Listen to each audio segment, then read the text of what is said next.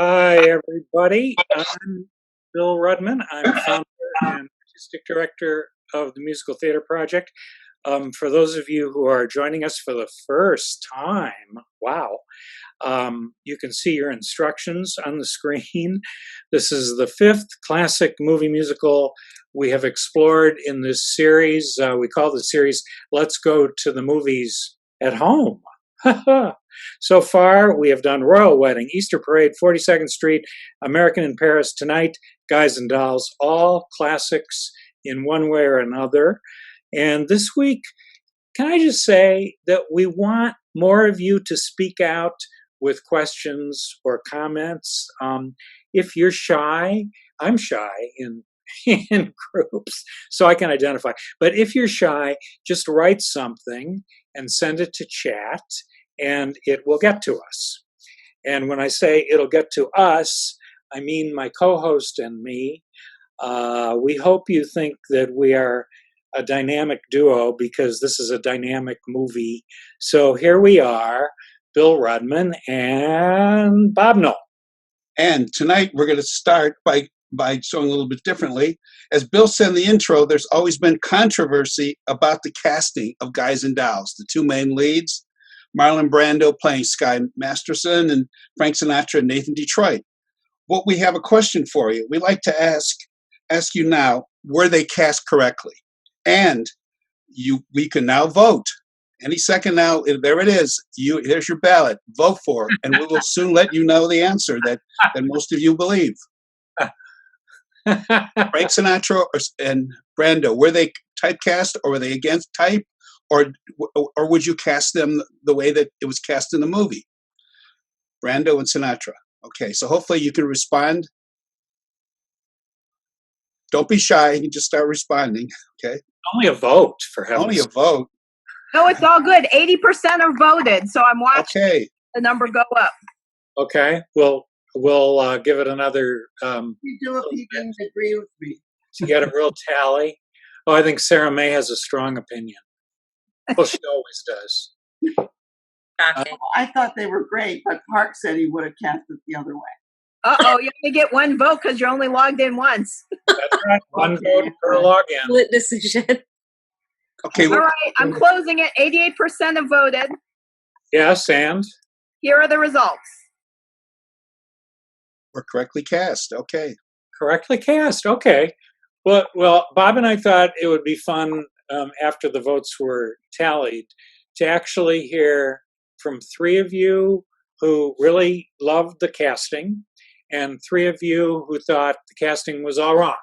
So, and I will then give you what the director said about this casting too. But you're going to save that till the end, right? I'm save that to the end. Yes. Okay. So let's hear from three people who really loved the way it was cast for Brando and Sinatra. Don't be shy. Okay, somebody, please. Or we will. Okay, Wayne. Wayne. Hi. What I was going to say was, and actually, I didn't know if you wanted to go with love or didn't love, but to me, that was the thing that I kept thinking about while I was watching this movie was that I kept thinking about the casting. And for that alone, I think that kind of puts it in for me, a category of maybe the casting isn't great because it was just such a question in my mind the whole time I was watching it. Well, that's it. And I don't think Brando and it was mostly Brando Sinatra. And I don't think anybody did anything wrong in the movie. Like, I don't think anybody was bad in the movie, but I just kept thinking maybe there could be better casting choices. Mm-hmm. That's what I kept thinking. And also, I felt it mostly during Luck Be a Lady, just because Marlon Brando wasn't bad, but I could not get over that standing 2 feet away from him was Frank Sinatra not singing Luck Be a Lady. And, so. How could you not feel? I'm sure what he was feeling. Oh, yeah. Okay, well, all right. So Wayne, you're giving it kind of a mixed review. Yeah. Who thinks that the casting was really terrific? Okay, somebody else, please. Okay, Eileen. Eileen, your mic is off. Okay. There we go. I thought the casting was great. I know that Frank Sinatra originally wanted the other role, but he didn't get it. And since he's been known to be around mobsters in his life, I thought he was cast perfectly. As far as Luck Be a Lady is concerned, after the movie, Sinatra took the song and earned a lot of money singing it after the movie. Even though he never spoke to songwriter Frank Lesser for the rest of his life. Yeah, he made a fortune. Who cares? He did. He did. Deborah Matthews joined us here in chat with a message that's interesting. She says, "It is not plausible for the young Brando to have been engaged for 14 years." Well, actually, Deborah, that would have been Sinatra. That's the Sinatra role, playing Nathan Detroit, being engaged to Adelaide for 14 years. But I think your point is still well taken. It's not plausible for Sinatra to have been engaged to anybody for 14 years, right? Right. Okay. Some other ideas on plus or minus the casting. Go on, Bonnie. Bonnie, your mic. Your volume. Okay, there we go. Can you hear me? Yes. And we can see you. I have to say, I want you to confess that you were once, and we won't say how long ago, you were once a hot box girl. Yes, at the Chevy Chase Players near Washington, D.C. as a young adult. We did the take off the mink, take off your pearls. It was a lot of fun. In terms of the casting with the two male parts, I would have liked. I'm fine with Sinatra as Nathan Detroit, but I would have loved to see him play it with more comic, with a little more exaggerated comedy. I think he played it too straight, and maybe it's because he wanted to be the romantic lead. But that kind of bothered me, having seen the play over the years many times. And just another little personal note, my uncle, who is deceased now, in a local production played Nathan Detroit, and about 30 years later, his son played the same role. So our family has a lot of experience with Guys and Dolls. But in terms of Marlon Brando, I think, to me, although he's very good looking, for the romantic lead, the fact, I would have loved to hear those songs sung by somebody with a beautiful voice. And even though I think he was pretty good as sort of in terms of his dialogue, the fact that he couldn't sing some of those lovely songs, it's not that they should have switched roles, but I think maybe he was miscast. Yeah. Good point. Okay, Jan Roberts says something. Let me just interrupt, because Deborah Matthews wants to clarify the point she made earlier by saying that her point is that they were well cast because Sinatra was older and could have been engaged that long to Miss Adelaide. So thanks for that, Deborah. Jan Roberts, you had a comment? Yes, I'm sorry, but I didn't like Sinatra in that role. I just can't imagine him singing. He sang "Sue Me" like a ballad. Come on already. He was told by the director not to sing it that way. I know, but instead he decided to be a crooner, which was totally out of character, by the way. He can't help himself. So he was just wrong for that part. But I did like Brando. I'm sorry, but I thought he did fine on the songs. You're right. It would have been wonderful to hear Sinatra sing some of them, but because I love Sinatra. But anyway, I liked Brando, but I thought Sinatra was all wrong. Okay, Nello, you have some comment? Nello McDaniel? Yep, right here. Okay. Yes, I think that, and I speak for Mary myself on this, I hope she'll let me know. She'll let all of us know. Brando was okay. I think we were fine with Brando. It was interesting to see him in such a role. I think we agree though that Sinatra was horribly miscast, and I say that not only because we did get to see Nathan Lane in the definitive Nathan Detroit role, on Broadway, and so we were very lucky about that. But Sinatra looked completely uncomfortable. We know, I mean, anybody who's followed his career knows he can't take direction. And this was a role that, if he couldn't sort of become that character, he should have at least taken some direction, and probably didn't especially well. But here's the other thing that mystifies me about this is that in a major musical motion picture like this, there was not a lead who could dance. And you had a major league choreographer, Michael Kidd, who was able to do amazing things, and could do almost anything. I would love to have seen Donald O'Connor in that role. Oh, cool idea. Yeah. Talk among yourselves. Okay, Dean, you have a comment? Dean? Dean? Okay, how about Judy? I'm here. Oh, okay. Yep, go I'm on. here. Okay, well, I'm going to take the contrarian view, and I didn't like either of them in their role. And I wouldn't have liked them had they reversed roles. If I were the casting director, I would have kicked both of them to the curb and hired Howard Keel to play Sky Masterson, and bring back Sam Levine to reprise his Broadway role as Nathan Detroit. And Dean, you know what? Sam Levine wanted to do the film, but producer Sam Goldwyn would not let him do it. And also, Peter, the director also wanted Sam Levine. That was his first choice for Nathan Detroit also. So it goes. So it goes, yeah. Judy, the comment? Okay, Daniel, go on. I love this movie. Oh, wait a minute, Daniel. We have to compliment you on your background yet again. There we go, my virtual background. I love this movie. I thought that, you've got arguably the greatest actor of your generation and the greatest singer of his generation, and the singer's playing the role that doesn't have any singing, the actor can't sing the role that requires it. But that said, I do think Brando pulled it off.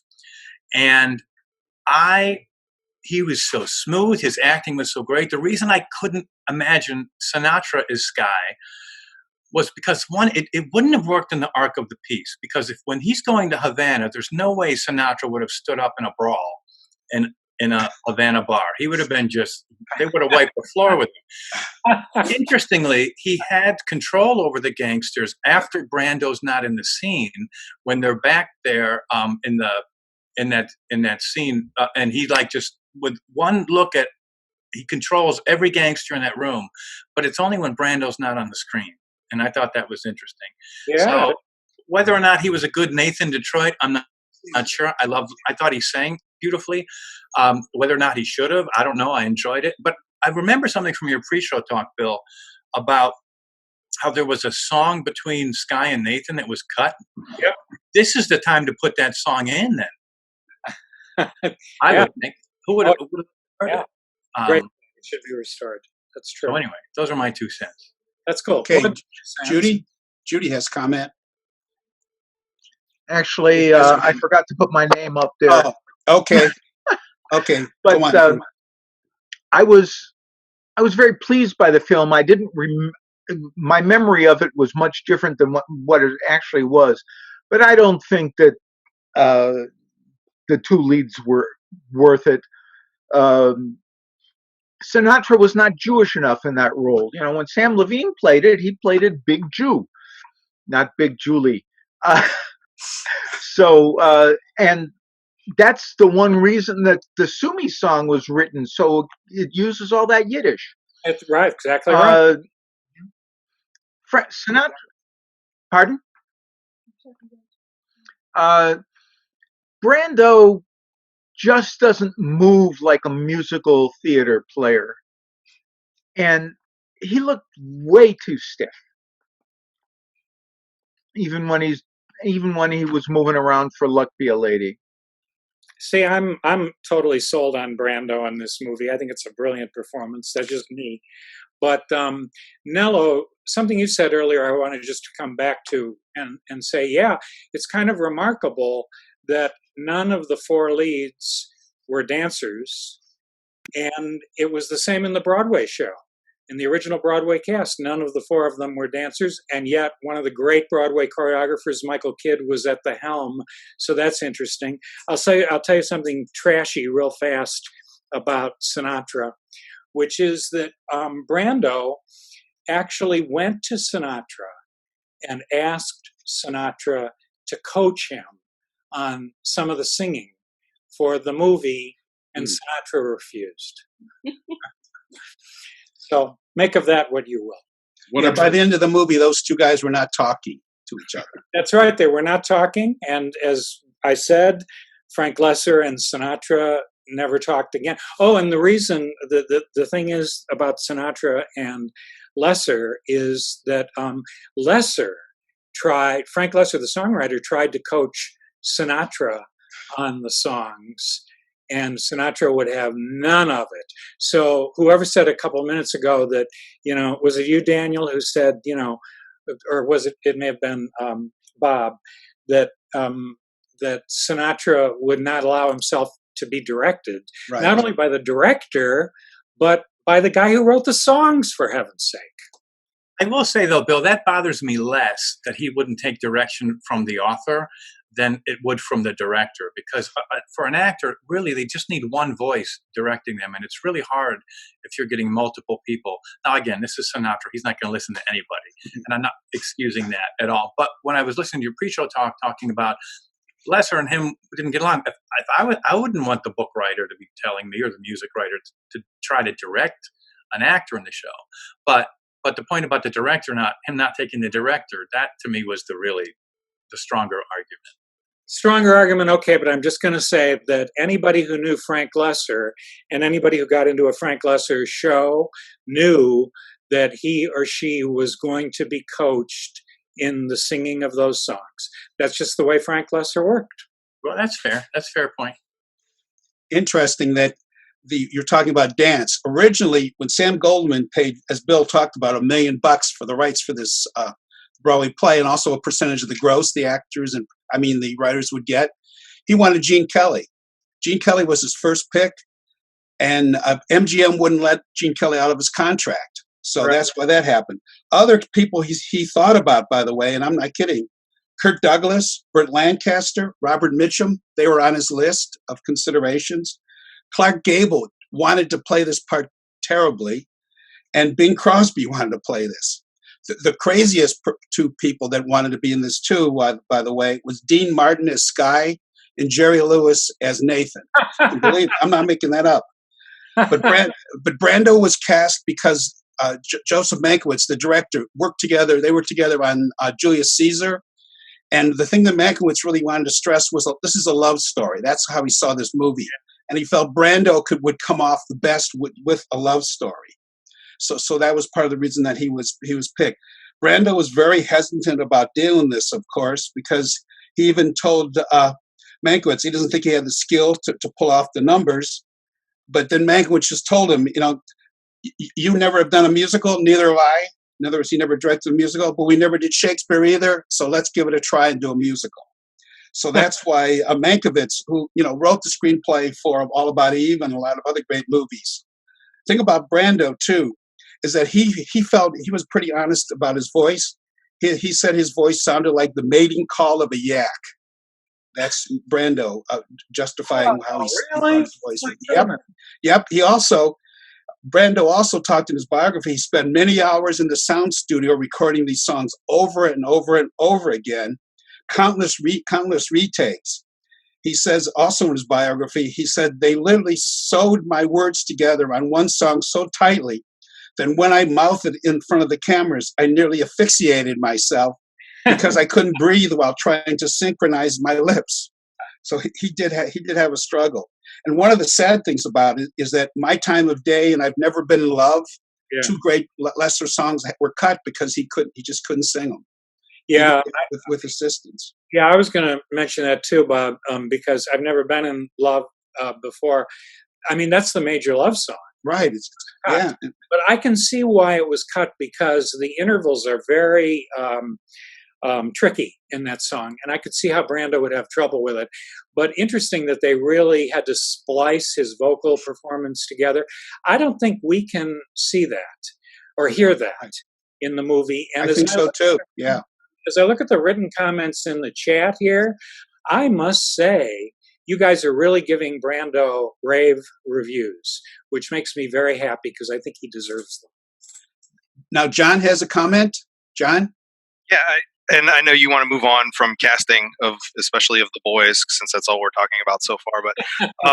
But I'm wondering if the fact that Brando worked with Gene Simmons prior to this in Desiree the year before, if that had an influence on the casting and which roles Brando and Sinatra ended up in.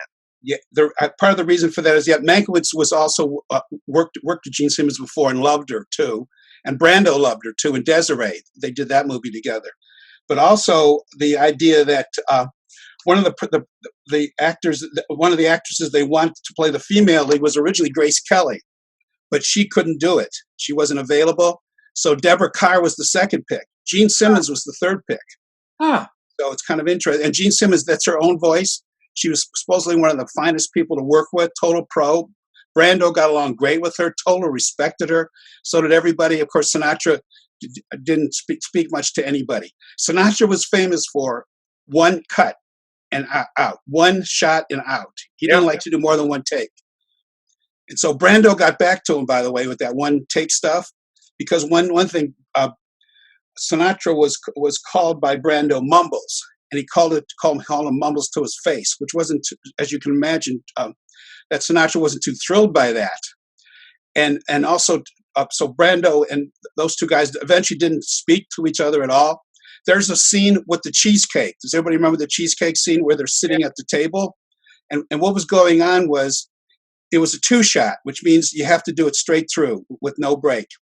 And Sinatra would at least a bite of cheesecake every time.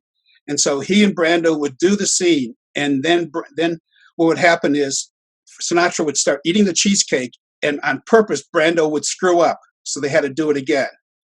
They ended up doing that scene 9 times. And Sinatra was so upset because he had to eat 9 pieces of cheesecake in a row. That was him getting back at him.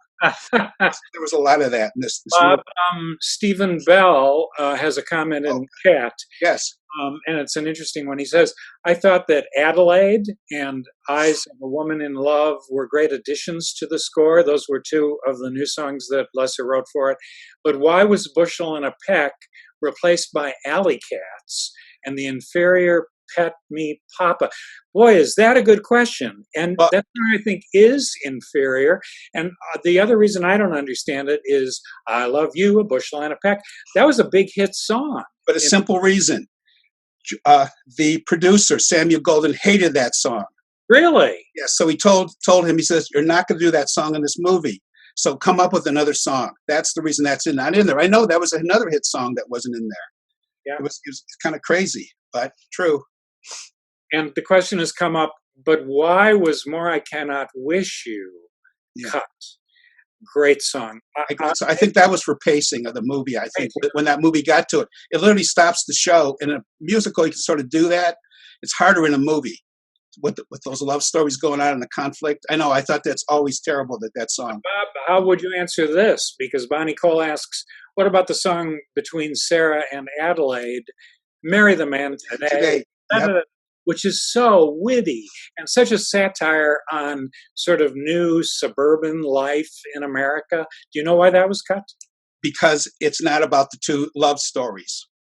Oh, okay. It's a wonderful aside that's brilliantly, done, but it's an aside from the main story. Remember, this thing ran 2.5 hours. Yes, it did. And theaters don't like movies to go much more than that. So I think that was part of the reason. I know that was another great song. He did. It was in the underscore. Yeah, songs are in there, so the music's in there at least in the background. Oh, Jan Roberts agrees. She hated Pet Me Papa. Yeah, go Jan. You're right.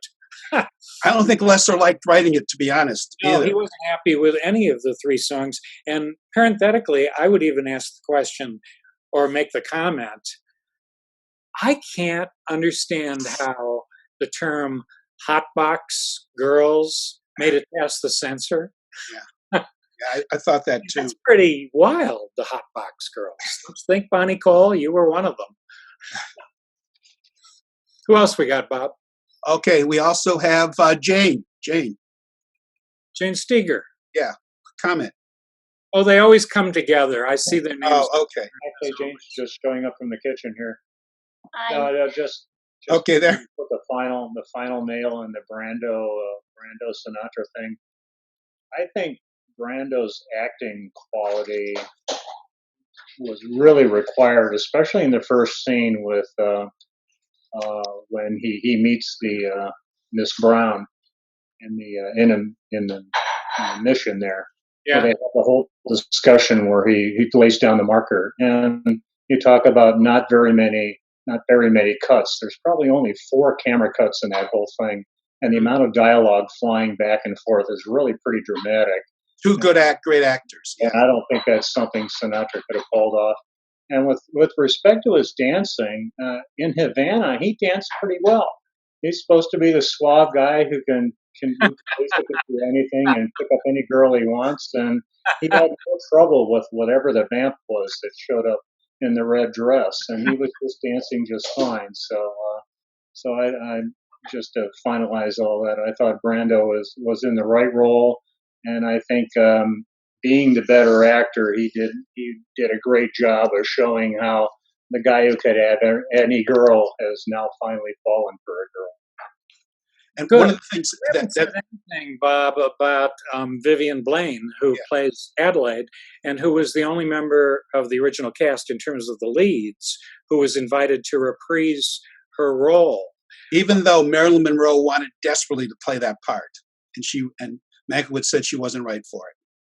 Yeah, and it's probably true, although Joanna May Cullinan points out in the chat that she would have loved to have seen Monroe do it, even though she was probably wrong for it. As Joanna says, she would have been very interesting.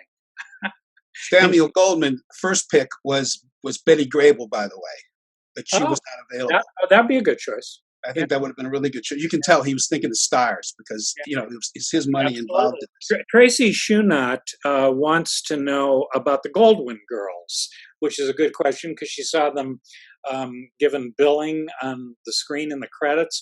The Goldwyn girls, we all have our stories about Hollywood moguls, and most of them had one thing in common, which was they loved chorus girls.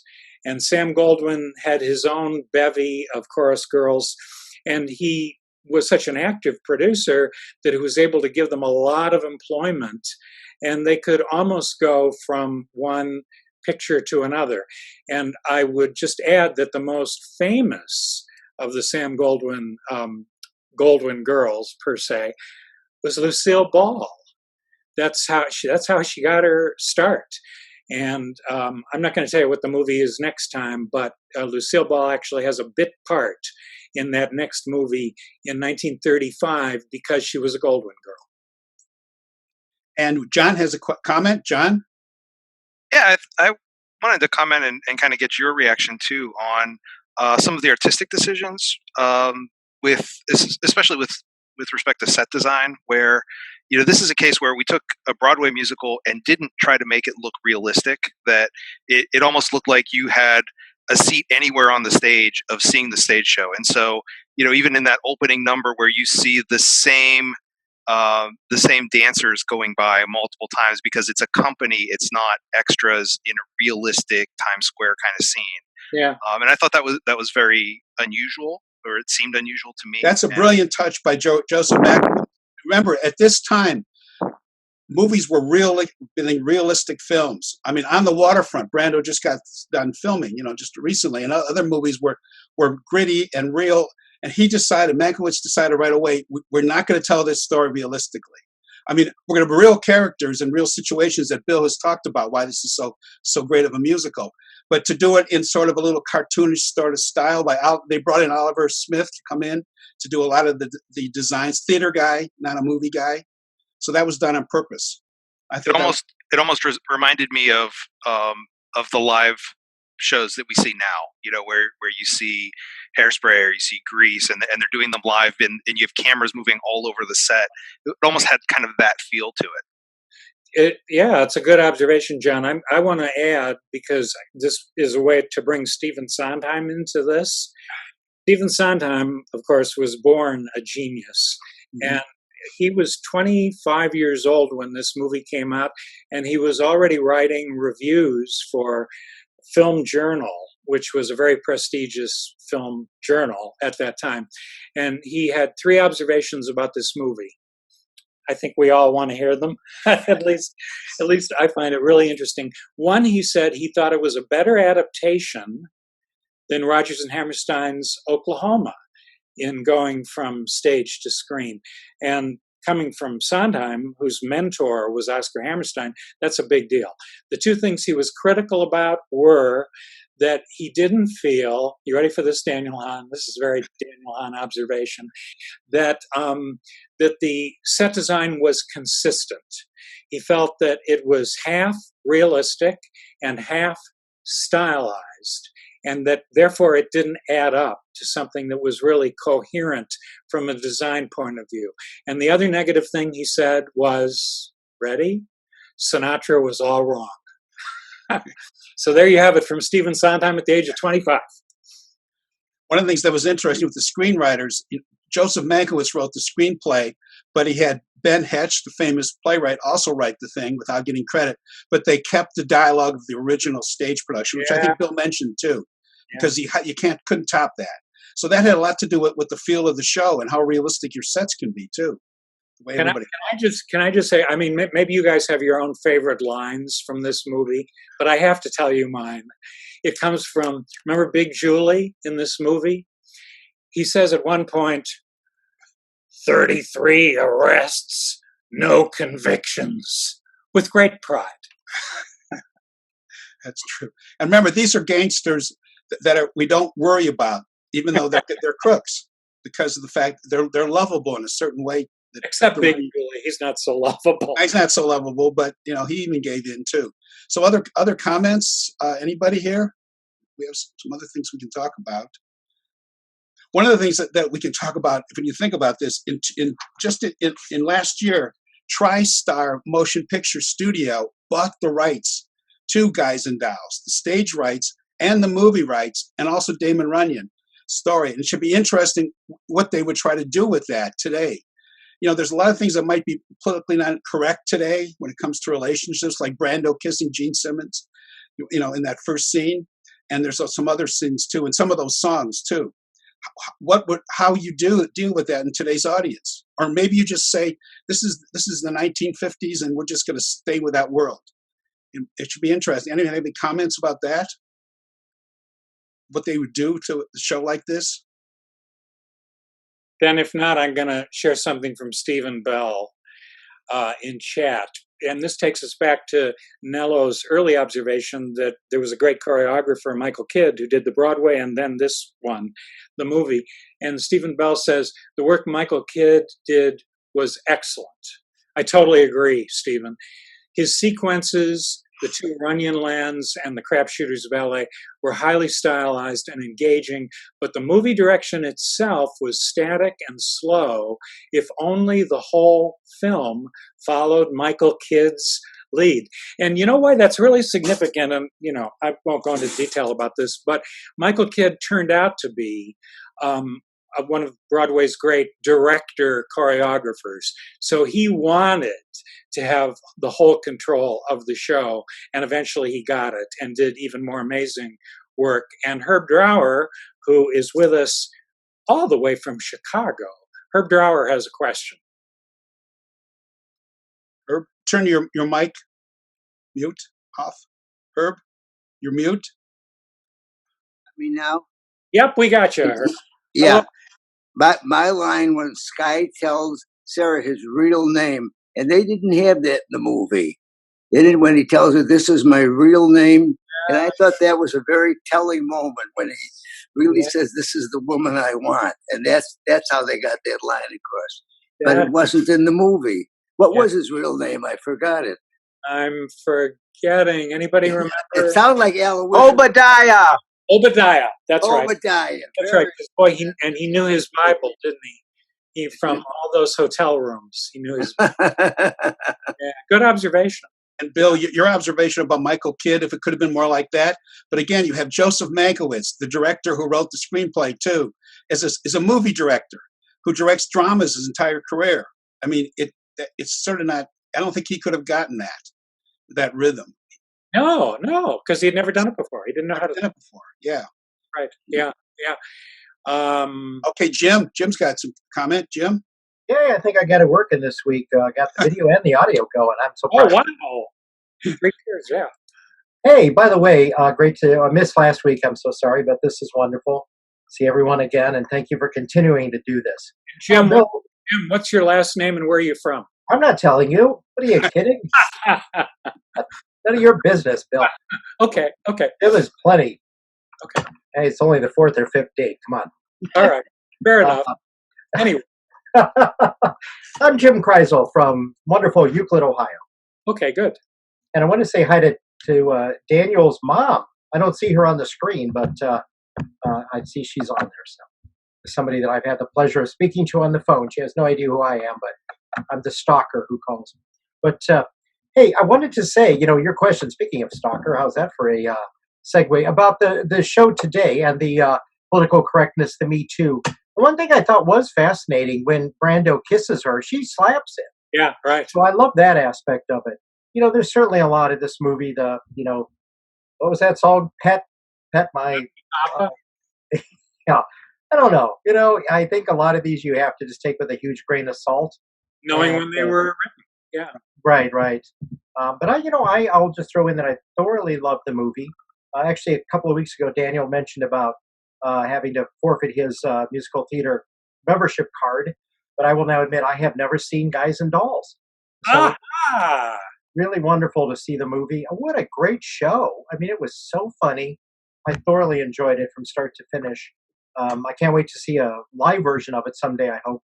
But I love Brando. I thought he was great. And I agree that I didn't really care so much as I love Frank Sinatra as a singer. I just really didn't care for him in the role. But Gene Simmons was fantastic. Gosh, I think I'm in love with her. And my wife's sitting right here. So she was really wonderful. I'm in love with her, too. A lot of people. Sinatra said his only regret in the entire film career was that he didn't get to play Sky Matheson. Everything else he said he did great, but this one he said this was his only disappointment in his whole career. Not getting that part. Sorry, Poor guy, huh? Yeah. Sorry, Frank. You got to do Bill, it. I wanted to make a quick comment about the Damon Runyon original source material, which I thought was just terrific. The Sarah story when I looked it up, I love this dialogue in this movie. It's so snappy, and that it reminded me of the 42nd Street dialogue in some ways. And when I looked it up, both of those pieces were written, I think, in the same year. They both came out, and so they just, for me, that really captured just such a wonderful, just the style that was just terrific. I love that source material. And the urbanness of it, it's so much a city story, isn't it? Yeah, I just loved it. It makes you want to go back and read the original stuff. It does, yeah. Dean, you have a comment? The combo of Damon Runyon and Abe Burrows was quite powerful. And Abe Burrows is not given enough credit as a musical theater craftsman. And I think I pointed out in the intro that he and Frank Lesser went on to win a Pulitzer Prize, or as Frank said, a Putzler, for How to Succeed in Business Without Really Trying. Really, one of our great comic writers for the theater, Abe Burrows. Dean has a comment. Dean, another comment? Yeah, nobody has mentioned Stubby K. I thought he was the best character in the whole movie. Yeah. It's been said that actually Stubby K is the most Runyon-esque character in the whole darn piece, which is very high praise, I think. stuff Jane, that came out of vaudeville. Jane has a comment. Jane? Jane? Your mic. Okay, there you I go. thought I liked the movie better than I did when I watched it again today. Uh-huh. It was painfully slow for me. It should have been a movie that was done in less than 2 hours. I mean, just the scene where he gets on a scale, like, what was that all about? And the fight scene could have been just enough to show you that they had a fight. I didn't appreciate the ongoing of that. So that's my comment. I think that when you have a motion picture director also writing the script, you got to sort of expect that kind of stuff. But they wanted him to direct it, and he wanted to do it. Jan, you have another comment? Yes, and it isn't even what I was going to say, but just reacting to what was just said, that first of all, getting on the scale, it was a huge, I'm old enough to know this, folks, that getting on this, how skinny Frank Sinatra was a big thing that everybody talked about. So that's the reference to that. But then the other thing about the Havana scene, I'm sure in the actual musical, the stage musical, there was not a lot of that dialogue that was inserted between Brando and Simmons. And yes, she sang If I Were a Belle and that, but then as you say, the fight scene went on way too long.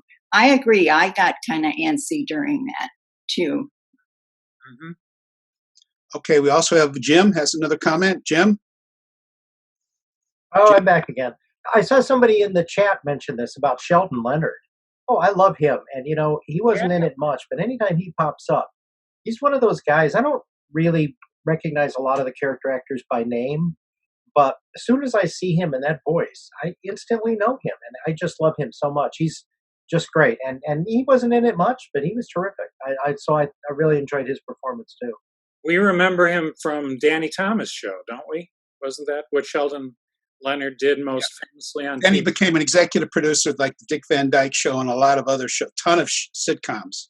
He was a very powerful guy. He would often pop up as the heavy. And when he on Adventures of Superman a lot, he would just kind of be that heavy that just was great. And he's terrific. Okay, we have some other questions. We have Bruce and Judy. Got another question? Bruce?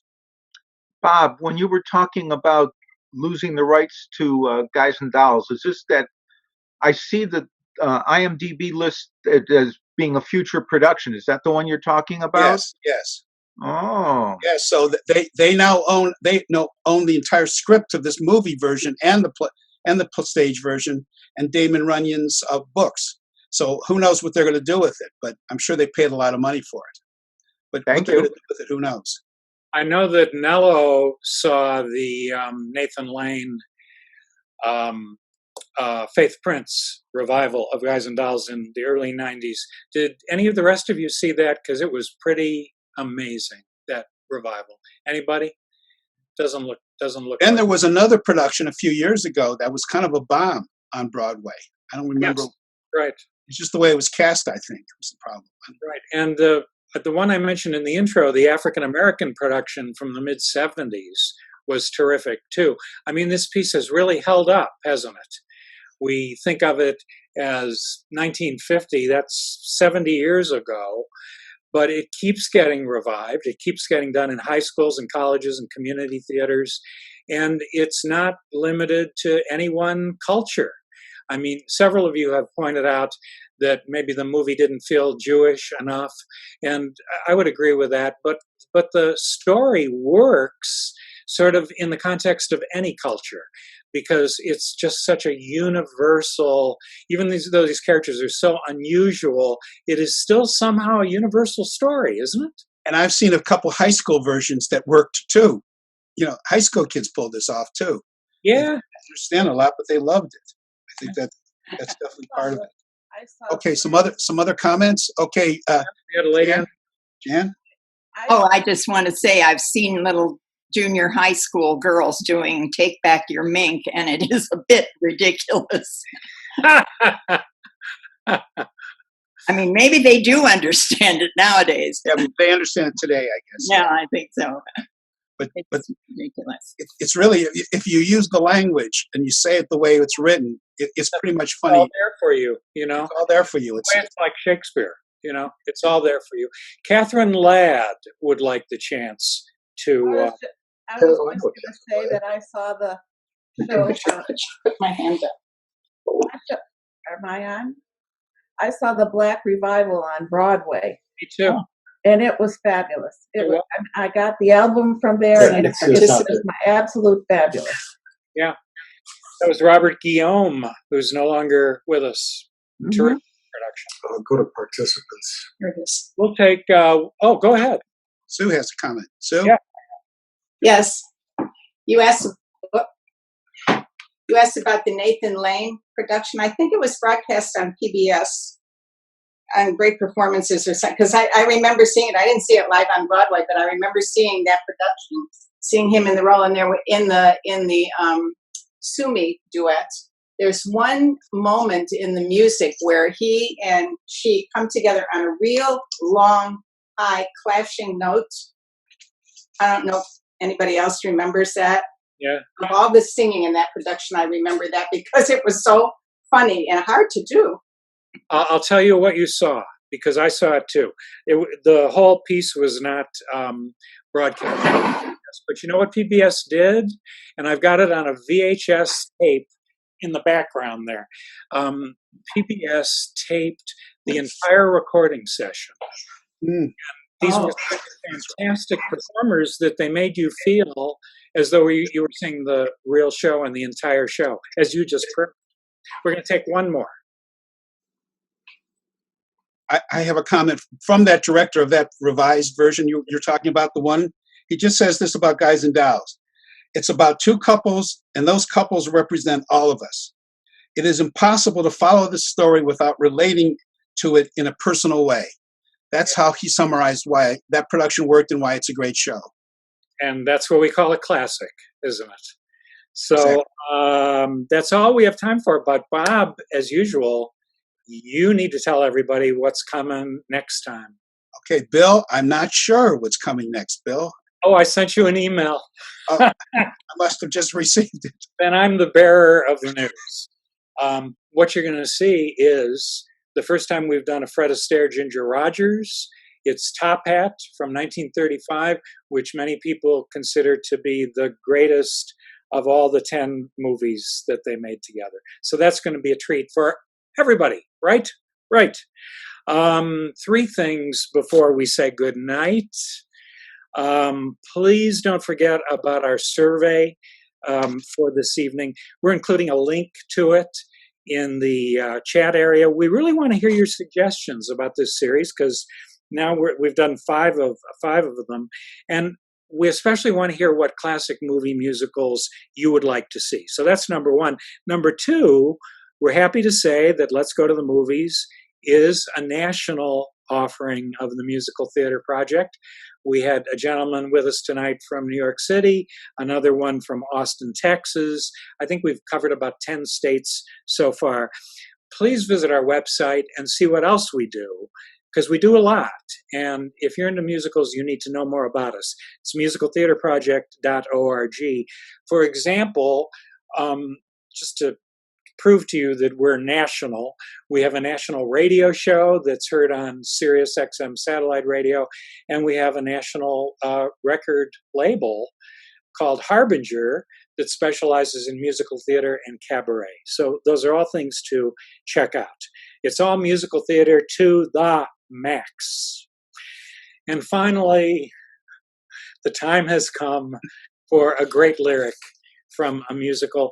And because there were 5 songs cut from Guys and Dolls, I thought I would share one of them with you.